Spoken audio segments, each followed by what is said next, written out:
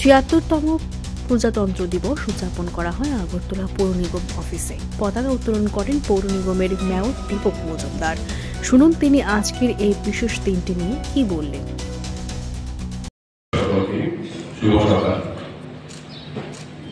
আজ ভারতের ৭৬তম প্রজাতন্ত্র দিবস। এই দিবসকে উপলক্ষ করে সারা দেশের সঙ্গে সারা রাজ্যে আমাদের আগরতলা মিউনিসিপাল কর্পোরেশনে যথেষ্ট উৎসব এবং উদ্দীপনার মাধ্যমে পবিত্র দিনটি উদযাপন করা হচ্ছে। সুন্দর মহতি অনুষ্ঠানে আমাদের মধ্যে উপস্থিত আছেন আমাদের আগরতলা মিউনিসিপাল কর্পোরেশনের ডেপুটি কমিশনার শ্রী সুব্রত ভট্টাচার্য মহোদয়। আমাদের সঙ্গে মঞ্চে আছেন আমাদের অ্যাসিস্ট্যান্ট কমিশনার সেন্ট্রাল জোন সহ আমাদের বিডিও সাহেব সুব্রত বাবু এবং আমাদের যারা স্টুডেন্ট মহোদয় ইঞ্জিনিয়ার